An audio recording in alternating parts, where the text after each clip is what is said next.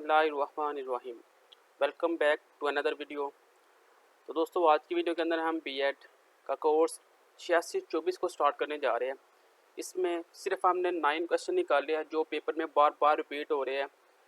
लेकिन सिर्फ फ़र्क क्या है कि सिर्फ इसमें क्वेश्चन की स्टेटमेंट का फ़र्क आ जाता है। सवाल यही होता है, लेकिन जो एग्जामिनर है वो सवाल की नौइयत को चेंज कर देता है। अलबत्ता जवाब और सवाल यही होता है। तो आज की वीडियो के अंदर हम इन 9 क्वेश्चन का जायज़ा लेंगे और इस 9 क्वेश्चन की तरह का हम हल करेंगे। ये 9 क्वेश्चन आपको उर्दू मीडियम के अंदर मिलेंगे, लेकिन आपको आसान लैंग्वेज के अंदर मिलेंगे और आपको इंग्लिश में लिखने के काबिल हो जाएंगे। इस चैनल के अंदर आपको बीएड के 8601 से लेके 8606 तक और 8624 है और आइंदा नेक्स्ट वीक में इंशाल्लाह बीएड के जितने भी कोर्स है वो सारे इस चैनल के ऊपर अपलोड हो गए। तो नहीं आने वाले दोस्तों से गुजारिश है कि उनको अगर वीडियो अच्छी लगे तो वो लाइक, सब्सक्राइब और कमेंट लाजमी कीजिएगा। इससे हमें भी हौसला मिलता है और हम भी नेक्स्ट वीडियो बनाने में जल्दी करते हैं। ये तो पहला क्वेश्चन जो दिया है वो है डिफाइन सेकेंडरी एजुकेशन। डिस्कस करना अपने इसकी नेचर को, स्कोप को, ऑब्जेक्टिव को और secondary education in Pakistan. Pakistan में सेकेंडरी एजुकेशन की नोयत, ज़रूरत, अहमियत, अगराज़ व मकासद पर आपने नोट तहरीर करना है। ये जो आपको आंसर मिल रही है ये हमने बुक से क्रॉप वगैरह करके हमने निकाले होते हैं। अगर हम इसे टाइप करने लग जाए तो टाइप करने वक्त भी काफ़ी टाइम की दरकार होता है, इसलिए हम इसमें सिर्फ स्क्रीनशॉट लेते हैं और उसे क्रॉप करके निकाल लेते हैं। पाकिस्तान में सेकेंडरी एजुकेशन सालवी तलीम की नोयत। सबसे पहले हम इसकी नोयत के बारे में जानेंगे। पाकिस्तान में जो सेकेंडरी एजुकेशन है वो तलीम जो उनसे वो नहम से शुरू होती है और 4 साल जारी रहती है। यानी सेकेंडरी एजुकेशन क्लास 9 से लेके क्लास 12 तक शामिल होती है। सेकेंडरी एजुकेशन जो पाकिस्तान के अंदर वो क्लास 9 से लेके क्लास 12 तक होती है और हर साल के इख्तिताम पर तलबा से बोर्ड का एग्ज़ाम लिया जाता है और तलबा को सेकेंडरी स्कूल सर्टिफिकेट जारी किया जाता है। मैट्रिक के बाद क्या होता है? मैट्रिक के बाद तलबा इंटर की तरफ जाते हैं, जो कि आमतौर पर कॉलेज के साथ मुंसलिक होता है। यहाँ भी हर साल के इख्तिताम पर तलबा से आला तलीमी यानी कि बोर्ड का एग्ज़ाम लिया जाता है और फिर उनको संद दी जाती है। अब इस सतह पर जो तलीम होती है वो एफ ए होती है, एफ एस सी होती है या आई सी एस वगैरह हो जाता है। इसमें 11वीं और 12वीं जमात में मज़ामीन के जो ग्रुप होते हैं वो बहुत ज़्यादा होते हैं। मसलन प्री मेडिकल हो जाता है, प्री इंजीनियरिंग होता है, जनरल ग्रुप हो जाता है, आर्ट्स ग्रुप हो जाता है। इनमें से तलबा अपनी पसंद और ज़रूरत के मुताबिक मज़ामीन के किसी एक ग्रुप का इंतखाब करते हैं और स्टार्ट कर देते हैं। अब हर मज़ामीन में 3 लाजमी मज़ामीन और 3 इख्तियारी मज़ामीन होते हैं। 11वीं जमात के लिए जो लाजमी मज़ामीन होते हैं वो इंग्लिश, उर्दू और इस्लामियात होते हैं, जबकि 12वीं के लिए जो मज़ामीन होते हैं वो इंग्लिश, उर्दू और मुतालिया पाकिस्तान होते हैं। यानी कि इंग्लिश और उर्दू कॉमन होते हैं, लेकिन इस्लामिया और मुतालिया ये ऑप्शनल हो जाते हैं। अब नेक्स्ट आ जाता है सेकेंड एजुकेशन की ज़रूरत और अहमियत। सेकेंड एजुकेशन का मरहला पूरे तलीमी अमल में सबसे ज़्यादा अहमियत का हामिल है। यानी कि जब बच्चा पढ़ना शुरू करता है तब से लेके सेकेंडरी एजुकेशन तक का जो मरहला होता है ये सबसे अहम होता है। क्यों अहम होता है? क्योंकि जब बच्चे ने इंटर कर लेना होता है उसके बाद काफ़ी बच्चे जो 70% जो बच्चे होते हैं वो जॉब्स की तरफ निकल जाते हैं। अब इस सेकेंडरी एजुकेशन के बाद जो जॉब्स का सिलसिला है वो स्टार्ट हो जाता है। अब वर्ल्ड बैंक ने भी अपनी रिपोर्ट में जोर दिया है कि दुनिया भर की अक़वाम की माशरती और इंसानी वसाइल की तरक्की के लिए सेकेंडरी एजुकेशन की अहमियत बहुत ज़्यादा हामिल है। सेकेंड एजुकेशन को बहुत से तरक्की पजीर ममालिक ने माजी में नज़रअंदाज किया है, लेकिन आज तरक्की याफ्ता और तरक्की पजीर ममालिक में सेकेंड एजुकेशन बहुत जोर दिया जाता है। वर्ल्ड बैंक ने भी यही कहा है कि अगर किसी कौम ने अपनी माशरती और इंसानी वसाइल को बेहतर करना है तो उसे सेकेंडरी एजुकेशन के ऊपर फोकस करना होगा। आज की दुनिया में सानवी तलीम का किरदार नहायत अहम है। 21वीं सदी में सानवी तलीम को निज़ाम में खुसूसी मरतबा मकाम दिया जा रहा है। मुख्तलिफ अफराद और अक़वाम अपने रोशन मुस्तक़बिल को यकीनी बनाने के लिए सानवी तलीम पर तवज्जो दे रहे हैं। जितने भी मुल्कों ने तरक्की की है वो सानवी तलीम के ऊपर फोकस कर रहे हैं। इससे क्या होता है? उनके माशरती वसाइल बेहतर होते हैं। पिछले 10 सालों में पाकिस्तान ने भी माशरे में काफ़ी वसी पैमाने पर तब्दीलियाँ की हैं और इसमें क्या, इसमें सेकेंड एजुकेशन का किरदार बहुत नुमाया है। इब्तदाई तलीम के इख्तिताम पर स्कूल छोड़ जाने वाले बच्चों का कौमी तमीर में किरदार ना होने के बराबर है। दूसरी तरफ तलबा की बहुत थोड़ी तादाद आला तलीम के दर्जे तक पहुँचती है। इस तरह सेकेंडरी तलीम हासिल करने वाले नौजवान आबादी के एक बड़े हिस्से पर मुश्तमिल है और माशरती तब्दीलियों का में इनका रोल बहुत नुमाया है। यानी कि पाकिस्तान में पिछले 10-15 सालों से एजुकेशन के ऊपर काफ़ी मेहनत की गई है और पहले क्या होता था, पहले बच्चे मैट्रिक करते थे और स्कूल छोड़ के कामों में लग जाते थे। लेकिन अब सेकेंडरी एजुकेशन से क्या होगा, जो बच्चे हैं वो आगे बढ़ते हैं और माशरे में अपना रोल अदा करते हैं। अब आ जाता है सेकेंडरी एजुकेशन के इनके मकासद क्या है। सानवी तलीम को निज़ाम तलीम में नहायत अहम हैसियत हासिल है, जहाँ एक तरफ यह तलीम मुल्क की तलीम अमीर व तरक्की के लिए दरमियाने दर्जे की अफरादी क़ुव्वत मुहैया करती है, वहाँ दूसरी तरफ ये अला सतह की तलीम के लिए जीने का काम करते हैं। अला सतह की तलीम जो पेशावर अफराद मुहैया करती है, इसके मैार का अक्सार भी सामनी तलीम के मैार पर है। यानी कि जो सानवी तलीम है ये किसी भी मुल्क की रीढ़ की हड्डी होती है।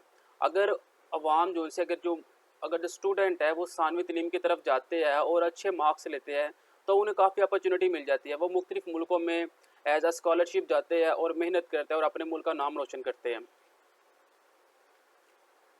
अब इसका मकसद क्या है, इसके मकसद है कि फ़र्द की नशोनुमा की जाए, फ़र्द की ऐसी नशोनुमा की जाए कि वो माशरे में अपनी सकाफ़त कायदाना सलाहियतों से अपने मुल्क को उजागर करे और उसे तरक्की की तरफ लेके जाए। अच्छी शोहरत की नशोनुमा सानवी तलीम की मंजर पर तलबा इस काबिल हो जाते हैं कि वो शहरी तकाज़ों को समझ सके और पूरा कर सके। इस मंजिल पर इनकी तलीम इस तरह की हो जाती है, इससे तलबा कानून की अतात और हुकूमत के अहकामात की तमील करना सीख जाते हैं। यानी कि सानवी तलीम से बच्चे का इतना शौर पैदा हो जाता है कि वो माशरे में माशरे के तकाज़ों को, कानून के, हुकूमत के जो कानून होते हैं उसको समझ सकते हैं। बतौर कारकन साहित्य की नशोनुमा के बाद बहुत बड़ी तादाद में नौजवान अमली ज़िंदगी में शामिल होते हैं। इसलिए इस सतह की तलीम में तलबा को काम काज के काबिल बनाने के लिए इनको पेशा वराना और खुसूसी महारतों की तलीम दी जाए और इनमें हाथ से काम करने और मेहनत की अजमत का साथ पैदा किया जाए। लिहाजा सानवी तलीम का एक बड़ा मकसद तलबा में बतौर कारकन सलाहियती की नशोनुमा करना और मुनासिब रहनुमाई के ज़रिए इन्हें अमली ज़िंदगी के लिए तैयार करना होता है। हुब्बुल वतनी के उसाफ़ की नशोनुमा बच्चों के में की जाए कि वो मुल्क में रहे, मुल्क का वफ़ादार बन के रहे, मुल्क की जो फ़राइज़ है वो पूरे अदा करें। नज़रिया पाकिस्तान के तहफ़्फ़ुज़ और इस्तेहकाम का जज्बा पैदा करे, क्योंकि पाकिस्तान एक नज़रिए की बुनियाद पर वजूद आया। लिहाजा सानवी तलीम का ये पहला मकसद है कि मुल्क के नौजवानों में नज़रिया पाकिस्तान का यकीन, इसके तहफ़्फ़ुज़, इसके इस्तेहकाम का जज्बा पैदा करें। सच्चे मुसलमान के उसाफ़ करदार की तमीर करें, माहौल से हम आहंगी और मुताबिकत पैदा करना, अपने मुल्क की तमीर नूर की सहीत पैदा करनी, सारे उसाफ़ इसके अंदर आ जाएंगे। The next is explain evaluation, its process in evaluation system and importance of role of examination। तालीमी जायज़े की आपने तारीफ़ करनी है, इसके मकासद और इम्तहानात के किरदार पर आपने इसको गौर करना है। जी भाई, explain evaluation is purpose, evaluation system, importance of role examination. Evaluation क्या है? तखमीना लगाना, किसी चीज़ के ऊपर आपने जजमेंट करना। Evaluation is a making of a judgement, किसी चीज़ के बारे में आपने तहकीक करना कि ये जो काम है ये ठीक हो रहा है या नहीं हो रहा। वैसा लाइक एज एग्जामिनेशन, जब एग्जाम हम लेते हैं तो उसमें बच्चे की हम कारकर्दगी को चेक करते हैं, ऐसे ही वैल्यूएशन होता है एग्जाम से पहले बच्चे की कारकर्दगी को चेक करना। It involve collecting and analysing information about a programme, activity, characteristics and outcomes. ये किसी भी चीज़ की खसूसियात, उसमें दाखिल होने वाली, खारिज होने वाली चीज़ों के मतलब जानना और उस पर अमल पैरा होने का नाम है। It purpose is to make judgement about a programme, its effectiveness, alternative word test. ये क्या करता है? ये किसी भी चीज़ के मतलब जानना और उस प्रोग्राम में किस तरह से बेहतरी लाई जा सकती है उसका मतलब बताना होता है। पर्पज़ इसके क्या है? इसके 4 पर्पज़ है। पहला है प्लानिंग, कि आपने सबसे पहले प्लानिंग करनी है। फॉर एग्जांपल अगर आप 5 क्लास की इवैल्यूएशन करना चाहते हैं, उनका जायज़ा लेना चाहते हैं, तो आपने सबसे पहले प्लानिंग करनी है कि हमने किस क्लास में क्या हमने जायज़ा लेना है। फिर आपने करना है इम्प्लीमेंटेशन होता है कि आपने अगर 5 क्लास की इवैल्यूएशन करनी है तो आप 5 क्लास में देखे जाके कि क्लास में बैठ के देखे या छुप के देखे कि टीचर कैसा अपना काम करवा रहा है, स्टूडेंट कैसा काम कर रहे हैं, क्या क्लास के अंदर किस चीज़ की कमी है। फिर आपने करना है कंप्लीमेशन, जो चीज़ें आपको मिलेगी अच्छी चीज़ें भी आपने लिख लेनी है और बुरी चीज़ें भी आपने लिख लेनी है। फिर आपने लिखना है dissemination, act of spreading and reporting. Dissemination का मतलब होता है कि वो जो चीज़ें आपने अच्छी देखी है वो भी आपने अपने स्टाफ के साथ डिस्कस करनी है और जो चीज़ें बुरी है वो भी आपने अपने स्टाफ के साथ डिस्कस करनी है और उसको बेहतर करने के तरीके भी उनको बताने हैं। एग्जामिनेशन कहते हैं इस डिटेल इंस्पेक्शन और इन्वेस्टिगेशन। एग्जामिनेशन किसी भी चीज़ के मतलब जानना, उसे अच्छे तरीके से परखने का नाम होता है। Examination is detail derive from Latin word exam. ये लतीनी ज़बान का लफ्ज़ एग्जाम से निकला है, जिसके systematic test of skill of और नॉलेज, जिसका मतलब है कि किसी भी चीज़ की स्किल, उसके नॉलेज को जांचना। Kinds role of examination. Kinds क्या है जी? पहला है internal exam. Examination conduct by school और teacher themselves at the institute to check their ability of student. Internal examination होता है जिसमें स्कूल या फिर उस्ताद साहब जमात के अंदर बच्चे का टेस्ट लेते हैं और चेक करता है कि बच्चा किस कैलिबर का है। External exam taken by outside authority and marked by other authority and evaluated. Exam external examination होता है बोर्ड के एग्जाम, जिसमें बाहर के लोग आते हैं, वही पेपर बनाते हैं, वही निगरानी वगैरह करते हैं, वही चेकिंग करते हैं। अब इसका मकसद क्या है, रोल क्या है? टू चेक एबिलिटी, बच्चे की एबिलिटी को चेक करना, टू इंक्रीज कॉन्फिडेंस, उनके अंदर कॉन्फिडेंस बिल्ड करना ताकि वो अगली जमात में जाके बेहतर तरीके से अपनी कारकर्दगी अपनाएं। सेल्फ एनालिसिस, हमारा एजुकेशन सिस्टम कैसा है, ये स्कूल वालों ने देखना होता है कि हमारा एजुकेशन सिस्टम कैसा है, क्योंकि बच्चे की अगर कारकर्दगी अच्छी है तो आपका जो सिस्टम है वो बेहतर चल रहा है। अगर कारकर्दगी बच्चों की अच्छी नहीं आ रही तो मीन्स कि आपके सिस्टम के अंदर ना कोई गड़बड़ है। लेवल ऑफ अचीवमेंट, ये भी इसी के अंदर आ जाएगा। स्कॉलरशिप, बच्चों को स्कॉलरशिप मिलती है, फिर वो बैरून मुल्क जाके फ्री तालीम हासिल करते हैं। इंस्टिल डिसिप्लिन, बच्चों में डिसिप्लिन कायम करवाना। एबिलिटी टू स्टे फोकस, बच्चों को किसी प्रोग्राम में फोकस करने की अहलियत पैदा करना। टाइम मैनेजमेंट, बच्चों को टाइम मैनेजमेंट करने सिखाना। कैरियर आइडेंटिफिकेशन, और उसको उन बच्चों को आगे की तरफ आगे बताना कि वो किस तरह आगे जाके अपने तलीम एजुकेशन को जारी रख सकते हैं। नेक्स्ट आता है define curriculum and also right it's characteristics and principle of secondary level. बहुत ही इंपॉर्टेंट क्वेश्चन है ये, एक वैल्यूएशन वाला, एक करिकुलम वाला। जब भी आपने बीएड के ऊपर आना है तो आपको ये दो क्वेश्चन हर सब्जेक्ट में मिलने हैं, करिकुलम वाला और इवैल्यूएशन वाला।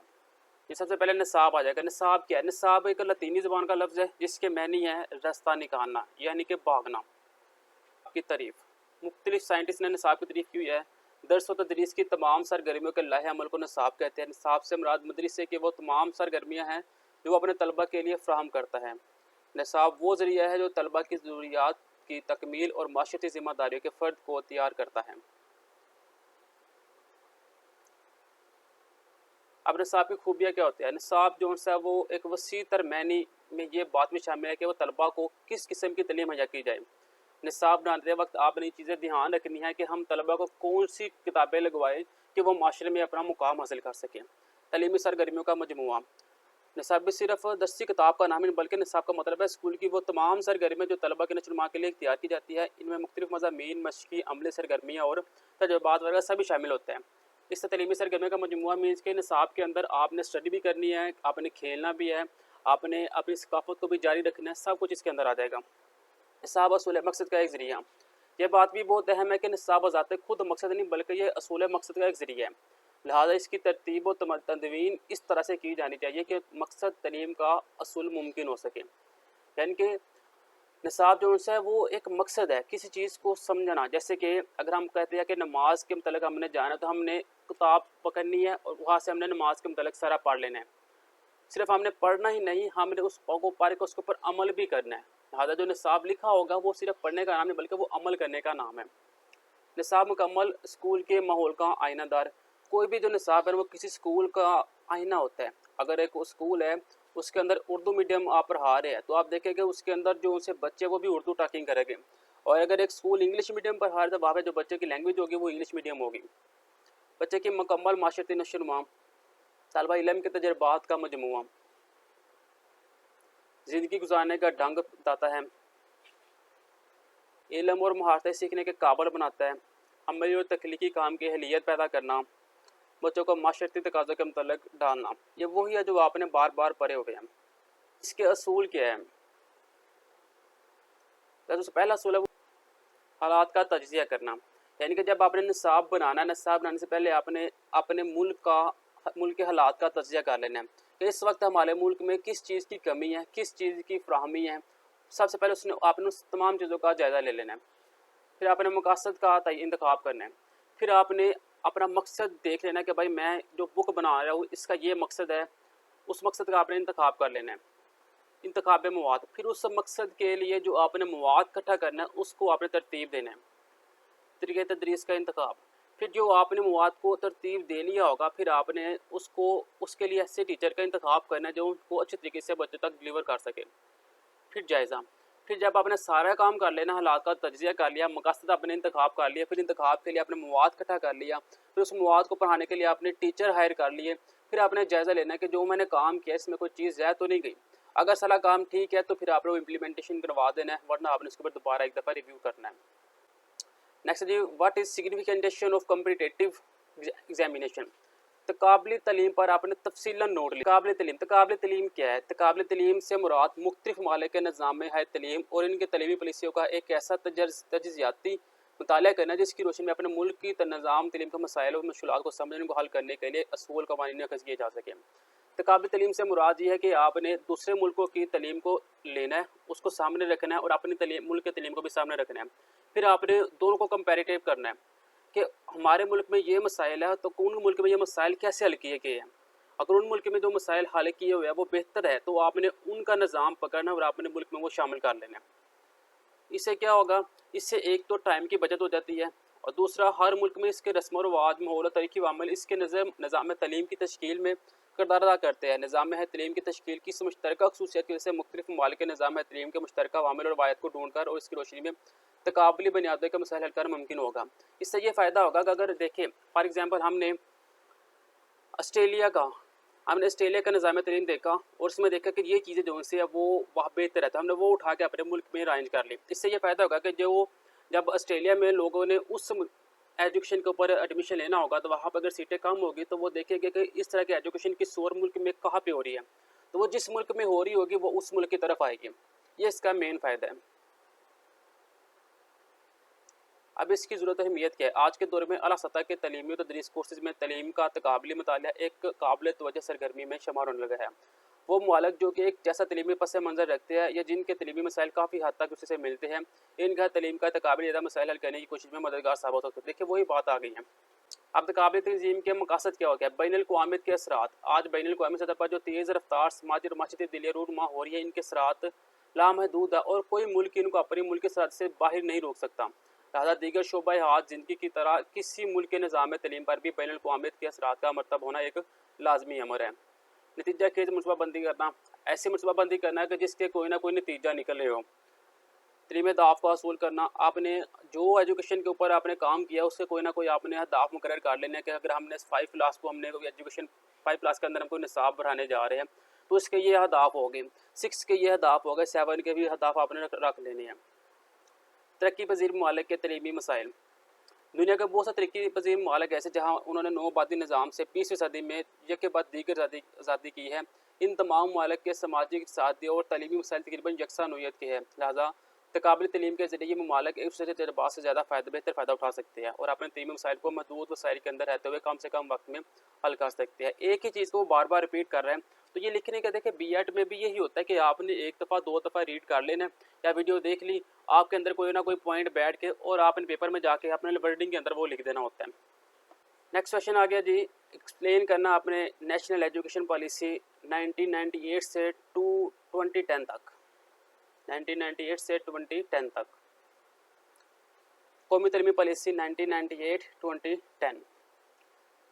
7वें दर्जे की तलीम पूरे तलीमी निज़ाम की अहम तरीन सतह है। एक तरफ तो ये मुल्क की माशियत के लिए दरमियाने दर्जे की वर्क फोर्स मुहैया करती है और दूसरी तरफ आला तलीम के लिए तलबा को तैयार करती है। लिहाजा सेकेंडरी तलीम में बेहतरी के लिए ऐसे इकदाम किए जाने चाहिए जिससे लड़के लड़कियाँ जहाँ आला तलीम के लिए तैयार हो वहाँ बामकसद मुफीद अंदाज में अपनी ज़िंदगी गुजारने के भी काबिल हो सके।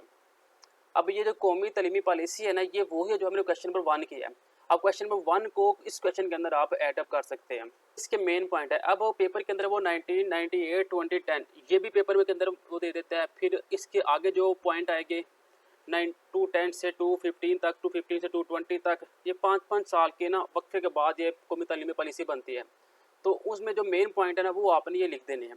कौमी इज्तिमाई तलीमी निज़ाम की तश्कील देना, कुरानी तलीम की फराहमी देना, गैर रस्मी तलीम के ज़रिए नाख्वानदगी का ख़ात्मा करना, दही ज़िंदगी को अमली ख्वानदगी और महारतों की फराहमी करना, मुलाजमत पेशा बच्चों के लिए बुनियादी तरीन मासूलियत की फराहमी करना। अब ये वो पॉइंट है जो कॉमन है। अब कोई सा भी आपका आ जाता है कितने साल का जो तलीमी निज़ाम है वो लिखे तो आपने उनमें यही पॉइंट आपने लिख देने हैं। ये वो पॉइंट है जो बार बार रिपीट हो गए। Next in service training programme of second education, teacher education programme पर नोट लिखना है अपने तफसीलन। टीचर एजुकेशन, अब ये एक ऐसा आर्टिकल है जिसके अंदर जो एक स्टूडेंट है ना वो अपने पास जितना उस्ताद की अजमत के अंदर लिख सकते हैं ना वो इसके अंदर लिखते हैं। ये वो एक आर्टिकल जिसके अंदर आपने उस्ताद के बारे में बस लिखते ही जाना है। किसी भी निज़ाम तलीम में उस्ताद का किरदार इंतहाई अहमियत का हामिल है। यही वजह है कि वो तमाम दुनिया में काबिल तरीन अफराद को बतौर उस्ताद ज़िम्मेदारियाँ तफवीज़ की जाती है ताकि तलबा को अला मयार की तलीम दी जा सके। आम तौर पर यह कहा जाता है कि तलबा की काबिलियत का अंदाज़ा उनके उस्ताद की कारब से लगाया जा सकता है। देखिए टीचर के मतलब जितना हो सके आप इसके अंदर लिख सकते हैं। अब टीचर एजुकेशन के कुछ मकासद है। पहला मकासद है कि उस्ताद को तलीम के मकासद रोशनास करवाना। उस्तादा को तलीम के मतलब बताना कि आप इस हमारे जो स्कूल है उसमें तलीम के ये मकासद है, आपने ये मकासद को कम्प्लीट करना है। मकासद और स्कूल का निसाब, स्कूल के निसाब का अपने बता देना कि हमारा स्कूल का निसाब है, आपने इसे कवर करना है। कि तरक्की के लिए ज़रूरी है मदारज का जानना, तो बच्चों को कोई मुश्किलात पेश न आए, वो बेहतर तरीके के साथ आगे बढ़ सके। बच्चों को नफ्स मज़मून के मतलब बताएं। तलबा में तफरी का, मशागल का, सरगर्मियों का शऊर पैदा करें। भी तो सादा के मकासद क्या होते हैं? तलबा को बेहतर अंदाज में समझाना, बच्चों के अंदर एतमाद पैदा करना, उन्हें बेहतर तरीके के साथ बताना, बेहतर तरीके इस्तेमाल करना स्टडी के लिए, उनके साथ बेहतर रवैये के साथ पेश आना, इल्म के मतलब उन्हें बताना, स्कूल के इंतज़ाम की आगाही करना, सिर के मतलब उन्हें बताना। अब पाकिस्तान में टीचर एजुकेशन के प्रोग्राम कौन कौन से होते हैं? पहला है पीटीसी। पीटीसी टीचर एजुकेशन का इब्तदाई प्रोग्राम है जिसके लिए मैट्रिक तक तलीम का होना ज़रूरी है। अब पीटीसी के लिए ये एजुकेशन का इब्तदाई प्रोग्राम, इसमें कम अज़ कम एजुकेशन है वो मैट्रिक होनी चाहिए, जिस दौरान उम्मीदवार को ये बताया जाता है कि उन्होंने प्राइमरी की सतह पर अपनी जिम्मेदारियों किस तरह पूरा करना है। यानी कि जिस इंसान ने मैट्रिक किया होगा वो पीटीसी का कोर्स करे और वो जो है वो प्राइमरी सतह पर टीचर हायर हो सकते हैं। सीटी क्या है? ये एफएससी या एफए करके लगता है। एफएससी करके आपने सीटी का कोर्स करना है और आप एलिमेंट्री सतह पर अपनी जिम्मेदारियां निभाने के काबिल हो जाते हैं। बीएड के लिए आपको आपकी ग्रेजुएशन कंप्लीट होनी चाहिए और ग्रेजुएशन करके आप बीएड का कोर्स करो, आप सेकेंडरी लेवल पर अपनी जिम्मेदारियां निभा सकते हैं। और एमएड जो है टीचर एजुकेशन के इस्तेमाल के लिए एमएड की डिग्री होना ज़रूरी है। ये उस्ताद भी सेकेंड और हायर सेकेंडरी की सतह पर जिम्मेदारी निभाते हैं। अब पाकिस्तान में सेकेंड एजुकेशन में से मुतल्लक वसाइल और इशू पर रोशनी डालें। सेकेंड एजुकेशन में उस्ताद को पाकिस्तान में कौन से मसाइल आ रहे हैं उसके ऊपर आपने रोशनी डालनी है। पाकिस्तान में टीचर एजुकेशन के हवाले से मसाइल, तलीम को जितनी अहमियत देनी चाहिए थी बात किस्मी से पाकिस्तान में हमें वो नज़र नहीं आती। हत्ता कि इस्लाम ने तलीम का जो तस्वर दिया है वो कुरान और हदीस में जिसका जिक्र मिलता है, इस पर कभी हमने बसियत को अमल नहीं किया। जबकि कुरान पाक में कहा हुआ है कि जिससे इंसान ने किसी को एक लफ्ज़ भी पढ़ाया हतली का कौल है कि वो मेरा उस्ताद है। और इल्म का मतलब ये कहा गया है कि ये पैगम्बराना पेशा है। अब पाकिस्तान एजुकेशन के मसाइल क्या है? मकसद नज़रियाती तरबियत। जो टीचर है वो आजकल सिर्फ बच्चों को पढ़ा ही रहे हैं, बच्चों को कोई राइटिंग नहीं बता रहे, कोई बच्चों को बता नहीं रहे कि इसका मकसद क्या है या हम क्यों पढ़ रहे हैं। अगर हम इस्लामियत का बता रहे हैं तो सीरत के ऊपर हम कोई नहीं बताते। लेक्चर सीरत के अंदर कोई नबी के सल्लम का कोई हम वाक़या बता सकते हैं, लेकिन नहीं, सिर्फ हम किताबों के ऊपर रटा लगवा रहे हैं। तो आसान का बिगड़ गया। मुल्क के अंदर जो निज़ाम चल रहा है उसमें समझ नहीं आ रही कि हम कौन सा कोर्स पढ़ा रहे हैं, उस कोर्स के मकासद क्या है, उस कोर्स को हमने किस तरह डील करना है, उसका कोई तवाज़न नहीं है। अमले की तरक्की, टीचर ट्रेनिंग प्रोग्राम ही नहीं हो रही, लेकिन टीचर फिर भी काफ़ी हद तक बेहतर काम कर रहे हैं। मुल्क में कोई टीचर ट्रेनिंग इंस्टीट्यूशन नहीं है।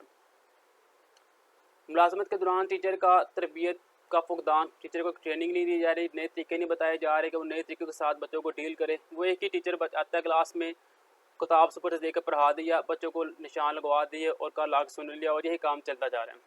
और टीचर एजुकेशन का ज़्यादातर मवाद दरसी कुतुब पर है, जबकि दरसी तदरीस के अमल में बेहतरी लाने के लिए ऐसा ज़मीनी मवाद मौजूद नहीं जो कि तरबियत उस्ताद के लिए मामून हो सके।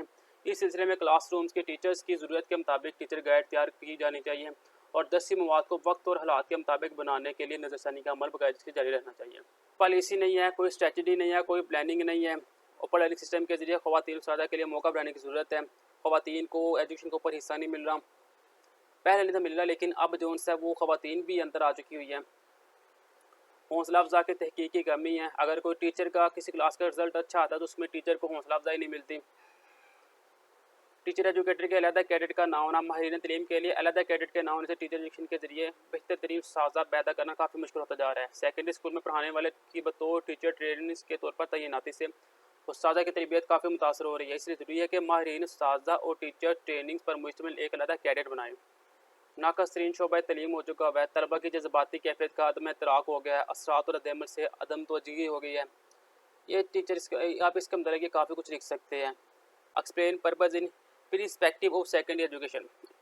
आपने एजुकेशन सिस्टम के मतलब बताना है, सेकेंडरी एजुकेशन के मतलब किन किन का, यूके का बताना है, यूएसए, जापान का, जर्मनी का, इंडोनेशिया, मलेशिया, श्रीलंका और चाइना का। अब इसमें मैंने सिर्फ आपको यूके, यूएसए और जापान का बताऊँगा। अब इसको आपने मिलाकर जर्मनी और इंडोनेशिया और मलेशिया का भी लिख देना है, और हाँ श्रीलंका और चाइना का वो अपने पाकिस्तान वाले लिख देना है। लेकिन सिर्फ चाइना के अंदर अपने लैंग्वेज का बता देना, वहाँ लैंग्वेज चाइनीज़ होती है। और जापान के अंदर आपने बता देना जो लैंग्वेज ऑफ जापानी होती है। फिर secondary education, secondary education is the form of 9 to 10, 9 से 10 तक की जो एजुकेशन होती है इसे सेकेंडरी एजुकेशन कहते हैं। इसके पर्पज़ क्या है? Enhance once over understanding, teacher की एजुकेशन में मज़ीद इजाफा करना होता है। टू जनरलाइज एजुकेशन कंसेप्ट, आपने कंपेयर करना है कि हमारे मुल्क का तलीमी निज़ाम और दूसरे मुल्क का तलीमी निज़ाम कैसा है। टू नो अबाउट अदर, दूसरों के मतलब आपने जाना कि उस मुल्क के अंदर तरक्की किस तरीके से हो रही है और हम अपने मुल्क के अंदर वो कौन सा तरीका अपनाएं जिससे हमारा मुल्क भी तरक्की की तरफ जा सके। To improve education at home, दूसरी सिटी को देख कर अपनी सिटी में भी वो आइडिया अपनाना। टू इम्प्रूव पीपल प्रैक्टिकल, अपने मुल्क के जो लोग हैं उनको तलीमी सरगर्मियों के मतलब बताना।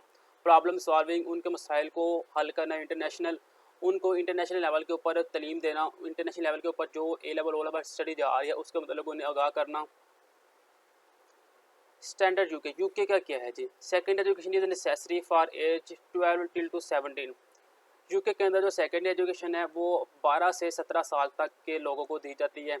इट इज़ 5 to 7 ईयर्स, ये 5 से 7 साल के अंदर होती है।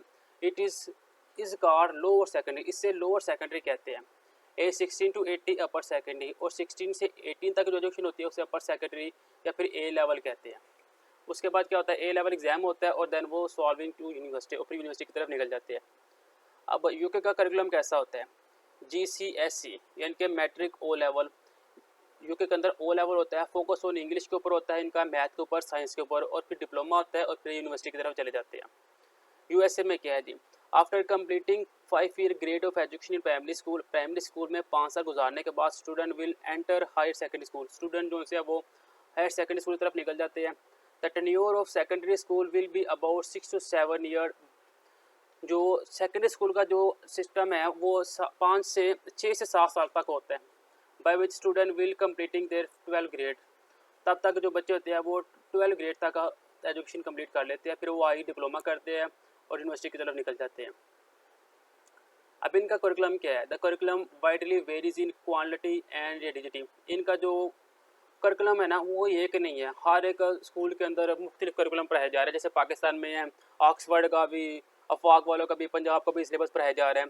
For instance some states consider 70 on 100 point scale to be passing grade will other consider. अब इसमें क्या है? इसमें कहता है कि अगर एक बुक है उसके 10 चैप्टर हैं, अगर उस बच्चे ने 7 चैप्टर अच्छे तरीके से तैयार कर लिए हुए हैं तो समझे वो पास है, वो नेक्स्ट क्लास करने चला जाएगा, वो डिप्लोमा करे, यूनिवर्सिटी की तरफ निकल जाए। अब जापान का एजुकेशन सिस्टम क्या है? Education is compulsory and free for all school children for the from the first through the 9th grade. 9th class, पहली क्लास से लेकर 9th क्लास तक की जो एजुकेशन है वो कंपल्सरी है जापान के अंदर। The school year being on April 1 and end to the 31 of the following year. जो स्कूल है वो अप्रैल 1 को अपना बैच स्टार्ट करता है और 31 मार्च को अपना साल जो एग्ज़ाम है ना वो लेके ख़त्म कर देते हैं। School use a 3 semester system demarcated by vacation breaks. फिर स्कूल में ब्रेक हो जाती है, उसमें सेमेस्टर सिस्टम होता है और वेकेशन हो जाती है। Children attend school 5 full weekday and 1 half day on Sunday. Japan में क्या होता है? जापान में 5 दिन पूरा स्कूल होता है, चलता है, 1 दिन हाफ डे होता है और फिर सैटरडे की छुट्टी होती है। ये जो वही काम है जो पाकिस्तान में होता है। The school year has a legal minimum 210 days. School में जो स्कूल है वो सिस्टम 210 दिन तक चलता है, बट मोस्ट लोकल स्कूल जो उनसे है वो 30 मोर डे, तो 30 दिन ज़्यादा अपना स्कूल ओपन करते हैं। उस 3 दिनों में क्या होता है? उनका फेस्टिवल आ जाता है, उनके एथिकल सेरेमनीज वगैरह उसके अंदर आ जाते हैं। अब कहता है विद द अलाउंस में do devote of this such activity and half day of school and Sunday. ये सर आगे कुछ नहीं है, वो कहना चाह रहे कि वो हाफ डे निकाल के फेस्टिवल निकाल के 195 दिन जो सा उनकी स्टडी होती है। करिकुलम क्या है? वो टीच करते हैं इंग्लिश को, मैथ को, जापानीज़ को, मॉडर्न साइंस को, और फिर स्टूडेंट करते हैं वो जो क्लब ज्वाइन करते हैं और वो यूनिवर्सिटी की तरफ निकल जाते हैं। हमारे पास 9 क्वेश्चन। इंशाल्लाह नेक्स्ट वीडियो के अंदर हम नेक्स्ट बुक का कोई कोर्स लेके आएंगे। वीडियो अच्छी लगी हो तो लाइक शेयर और सब्सक्राइब लाजमी कीजिएगा। इंशाल्लाह नेक्स्ट वीडियो मिलते हैं, तब तक के लिए दे इजाज़त। अल्लाह हाफ़िज़।